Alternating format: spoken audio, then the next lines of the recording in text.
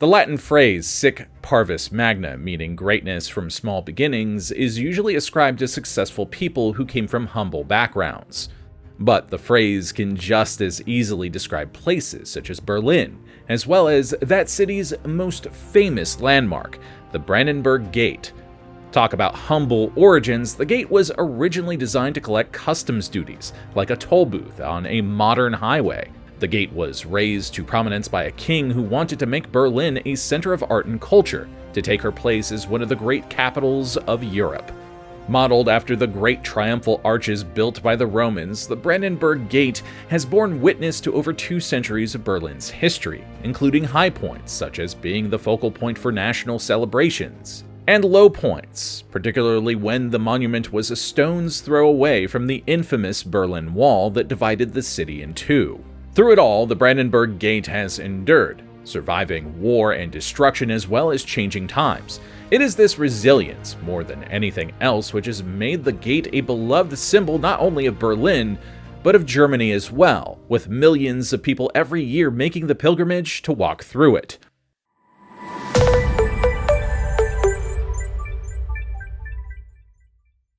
Welcome back to Geographics. I'm your host, cosmic horror author Eric Malachite, and today's script was provided by Ben Edelman, so be sure to show him some love in the comments as you deploy your likes, subscribe, and ring that bell, and share this video with someone who loves learning about the most famous places in history.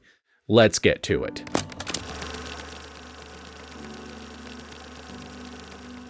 The city of Berlin experienced an unprecedented period of growth in the 18th century, largely thanks to its status as the capital city of the newly founded Kingdom of Prussia. The population boom the city experienced necessitated expanding its municipal boundaries well beyond the original fortified city on the River Spree that Berlin had been for most of its existence, swallowing up city suburbs such as Dorotheenstadt and Friedrichstadt. A new city wall, the Berlin Customs Wall, was built around the enlarged city in 1734. Unlike its predecessor, the new wall was not a military fortification. The original wall was nothing more than a wooden palisade. Instead, its purpose was economic. No goods could enter or leave the city without their owners paying the appropriate customs tariffs on them, which was the major source of municipal revenue at the time. The wall forced all traffic to enter or leave Berlin through one of 14 city gates, most of which were named after the city the road that passed through them led to. Hamburger Tor led to the city of Hamburg, Frankfurter Tor went to Frankfurt, and so on. The western gate in the wall that connected Berlin to the large city park, the Tiergarten, led to the city of Brandenburger an der Havel, and so was called the Brandenburger Tor, or Brandenburg Gate in English. When Frederick William II inherited the Prussian throne in 1786, the Brandenburg Gate was a simple utilitarian structure, essentially identical to the other 13 city gates. During the reign of Frederick William's uncle, Frederick the Great, Prussia had obtained the status of a great European power, largely due to the strength of its army. But the cultural contributions of the Prussian capital did not match those of Vienna, Paris, or London. Berlin was not a city of grand monuments and elaborate architecture. It wasn't a place populated by great artists and musicians, and few young gentlemen embarking upon a grand tour of European cities planned a stop there. Frederick William sought to change that, and one of his plans called for the replacement of the existing Brandenburg Gate with a more elaborate structure that could serve as a ceremonial entrance into the city. The gate wasn't chosen at random. It sat on the main road between the two main residences of the Prussian monarchs, City Palace in the heart of the city and Charlottenburg Palace on the outskirts of town. One of the city's grandest boulevards, the Unter den Linden, began at the Brandenburg Gate and was the frequent site of military parades and maneuvers. You know what's almost as bad as having to fight off the entire Third Reich? Discovering how much of my personal information was with data brokers, and with today's sponsor, Delete Me, I found out that 18 of these companies had my personal information. Data brokers are companies that snatch up your personal info and sell or rent that information for a nominal price. And it's not just social media websites. They get this information from all over the internet, including government public records. This information included my name, age, past addresses, family members, marital status, and my wife's wife's name as well, and with Delete Me, I was able to get it removed from these websites. Now, I'm pretty careful when it comes to what I do and don't do online, but you know something? You can never be too careful. Now, full disclosure, you can absolutely do this on your own. Every one of these data brokers has an opt-out process that you can follow, but if you're like me and you don't have the several hours it would likely take to follow that process for every website that has your information, Delete Me will help keep your data more secure by doing all of that for you. All you have to do is sign up, follow the instructions in the welcome email, and tell them what information you'd like to be removed. So now is the time to safeguard your online privacy. Get 20% off Delete Me US consumer plans when you go to joindeleteme.com/geographics and use promo code Geographics at checkout. That's joindeleteme.com/geographics, code Geographics.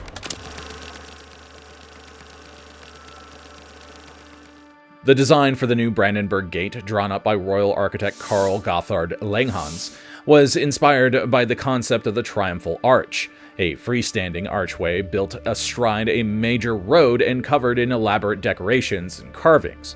The Romans built these arches in commemoration of great military victories, or to celebrate the glory of a particular emperor, and the design has been widely copied in the centuries since all over Europe. The specific design of the Brandenburg Gate was not based on the Romans, however, but by the Greeks, specifically the Propylaea, the ceremonial entranceway to the Acropolis of Athens. The gate is supported by 12 Doric-style columns, connected to each other by internal walls that are decorated with the relief sculptures of the 12 labors of Hercules. The roof of the gate, known as the entablature, features more carvings of a battle between centaurs and men, inspired by the Parthenon in Athens. The crowning point of the monument is a huge sculpture of a quadriga, a chariot pulled by 4 horses. Riding in the chariot is Victoria, the Roman goddess of victory, carrying a staff of an eagle sitting atop an iron cross, the symbol of Prussian military might. The quadriga's sculptor, Johann Gottfried Chatto, made it out of molded copper sheets, which is why, thanks to the copper oxidizing over time as it is exposed to the open air, the sculpture is green, just like the Statue of Liberty. Completed in 1793, the Brandenburg Gate was one of the earliest examples of Greek Revival architecture in Germany, inspiring countless government buildings and monuments to follow. In addition to serving as the ceremonial entranceway for the royal army and other notables, for over a century only the Kaiser was permitted to use the central entranceway. Other traffic was restricted to the 4 side passages. It was also a collection point for the customs wall until that was removed in 1860 as part of a further expansion of the city of Berlin to include outlying suburbs. However, the first use of the Brandenburg Gate as a military triumphal arch did not come as a result of the Prussian victory, but a French one. In 1806, the Emperor Napoleon utterly humiliated the Prussians in the Battle of Jena-Auerstedt, and triumphantly marched at the head of his army into Berlin soon afterwards, choosing to enter through the archway designed for the kings of Prussia as a further dig at his defeated enemies. He ordered the quadriga on top of the gate removed and carted off to Paris as a trophy, installing it in the Louvre, where it remained until 1814. Hopefully I did the French R correctly at the end of Louvre, but I don't know because I'm American, and apparently if you're not able to do the French R, you're supposed to pronounce it as Louvre, but a lot of people get angry about that because they're used to pronouncing it as Louvre, but this is technically incorrect. I don't know. Fight about it in the comments, I don't care. By that point, the tables had turned, and it was the Prussian army that was occupying the French capital.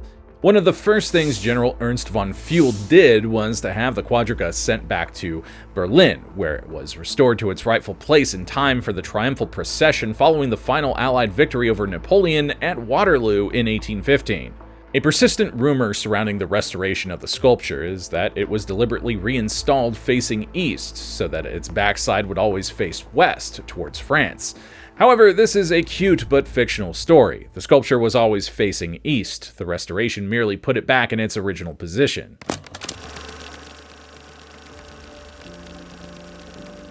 With the annexation of the western suburbs into the city of Berlin in 1861, the Brandenburg Gate ceased to be a physical entrance into the city. From that point on, it served as a purely ceremonial role as a national monument, a source of civic and national pride, and a location for patriotic and celebratory events, such as the Victory Parade following victory in the Franco-Prussian War in 1871. The large square to the east of the gate, named Pariser Platz, Paris Square in English, following the victory over Napoleon, became the place to be in the city. It was home to both the American and French embassies, Berlin's finest hotel, the Adlon, and some of the city's most luxurious residences. By 1900, Berlin had become one of Europe's premier cities, just as Frederick William II had hoped for when he built the Brandenburg Gate. The city had experienced huge growth in both physical size and in population, growing from 172,000 in 1800 to 1.8 million a century later.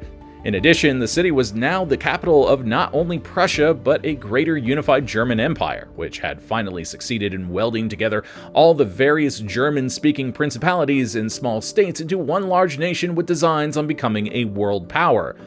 After more than a century of wear and tear, meanwhile, the Brandenburg Gate was showing its age in 1913, as demonstrated when bits of stone from the gate began to chip off and fall onto the heads of passers-by.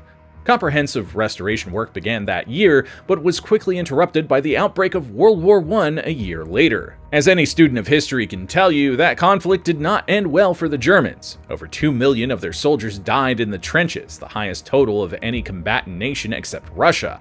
The November Revolution forced the Kaiser to abdicate, and in the battles between communists and moderates that followed, the Brandenburg Gate was used as a firing position by government troops. This caused further damage to the monument, particularly the quadriga, and the restoration work could not begin until the start of the 1920s. The chariot sculpture was encased in wooden scaffolding while it was restored, leading Berliners to joke that it was the highest horse stable in the city. The work was finally finished in 1926. It was a sign of how important the new leaders of the Weimar Republic in Germany thought the Brandenburg Gate was, that money was set aside to restore it at all. Considering that the country's defeat in the war, as well as the large war reparations they were required to pay to the victorious Allies, had triggered a massive economic crisis in the country, with widespread unemployment and an extreme devaluation of the German Reichsmark to the point of being nearly worthless.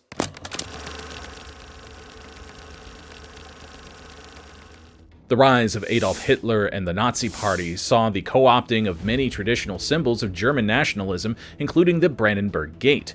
Throughout the 1930s, the monument was used as the site of pro-Nazi rallies, military parades showing off the might of the rearmed Wehrmacht, and the gate was festooned with the symbol of the new regime, the red flag with the swastika. Hitler's architect, Albert Speer, had big plans for the Brandenburg Gate.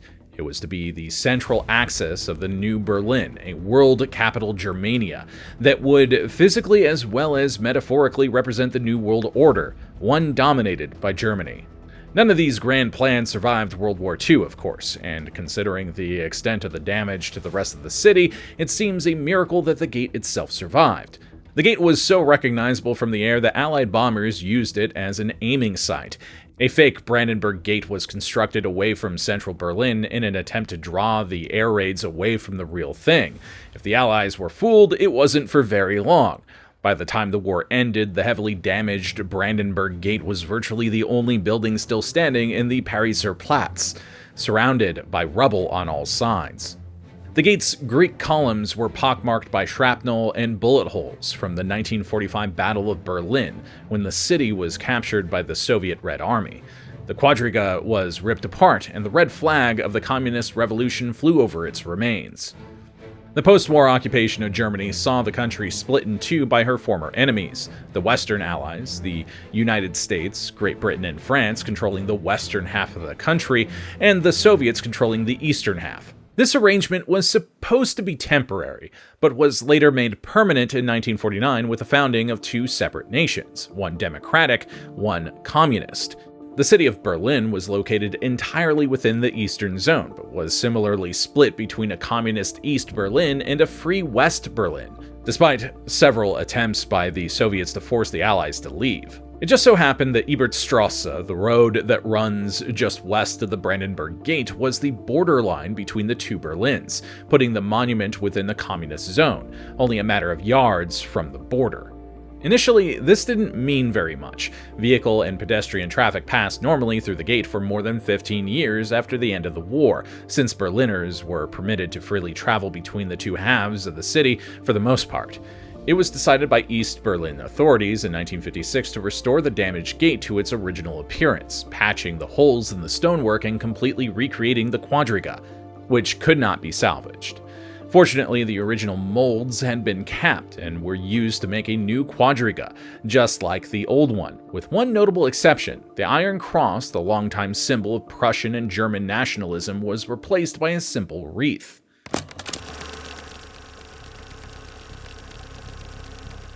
In 1961, East German authorities had a problem. Many of their fellow citizens didn't appear to want to stay and build the perfect socialist society with them. In the last 10 years, some 3.5 million East Germans had fled across the border to the west, a figure representing some 20% of the country's population.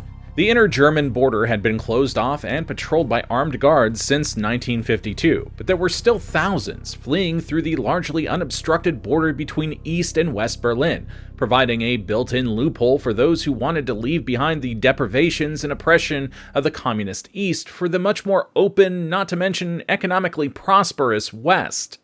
To rectify this situation, the East Germans began building a wall that not only separated the two halves of Berlin, but in fact completely cut off West Berlin from the rest of the country. Beginning on Barbed Wire Sunday, August 13, 1961, East German workers began tearing up roads that crossed the Berlin border, making them unusable for vehicle traffic, and laying down strands of barbed wire. The border was watched over by armed soldiers with orders to shoot anyone who attempted to defect. In subsequent years, additional fortifications were added, most famously a tall concrete wall that on the western side quickly became covered in graffiti. In front of the wall on the eastern side was a cleared zone known as the Death Strip. Anyone caught there without authorization was subject to being summarily shot. Other barriers included anti-vehicle fortifications, spotlights, observation towers, attack dogs, and regular patrols by armed guards. Because the Brandenburg Gate was a stone's throw away from the border, it was closed off to visitors from both halves of the city. Most of the rest of the surviving buildings in Pariser Platz, which hadn't been rebuilt after the war, were torn down and the whole area was flattened as part of the border fortifications. For most of the next 3 decades, the Brandenburg Gate stood alone, a stark symbol of the divided nature of the city and of Germany. No one could visit it except the occasional East German or Soviet Army patrol or dignitary group. On the western side of the city, viewing platforms were constructed to allow tourists to view the gate unobstructed by the grim visage of the Berlin Wall. The gate became a popular location for protests and demonstrations against communist actions in East Berlin, and of communism in general. The most famous of these was a speech by American President Ronald Reagan that used the Brandenburg Gate as a backdrop. In the speech, he called on Soviet leader Mikhail Gorbachev to end the long-standing division of the city of Berlin. Mr. Gorbachev, open this gate.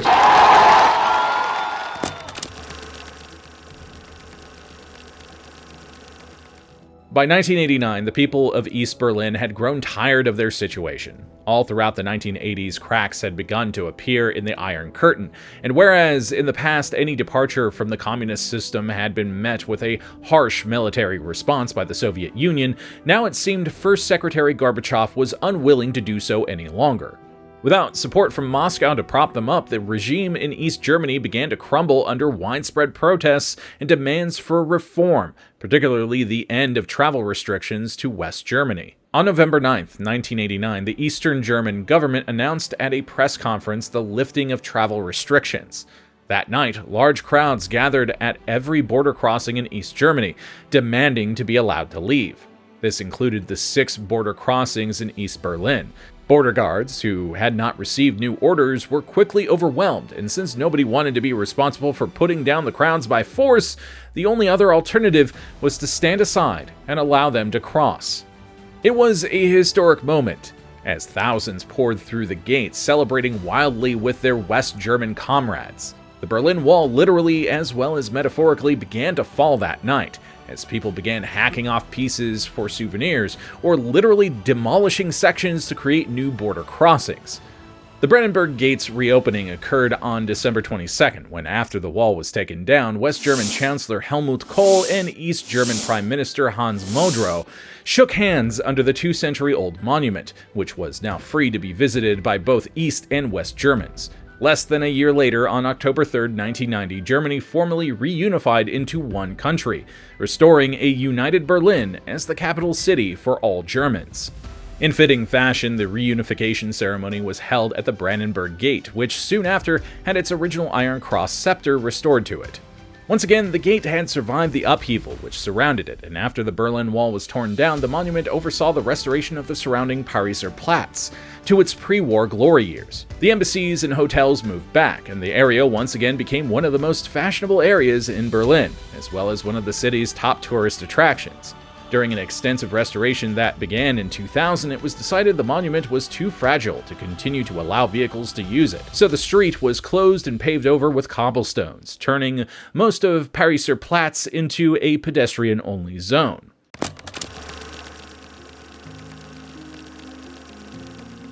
The new work on the Brandenburg Gate, which opened to visitors in 2002, includes a lighting scheme that keeps the monument illuminated at night, emphasizing its importance in the same way that New York's Statue of Liberty or Paris's Eiffel Tower does.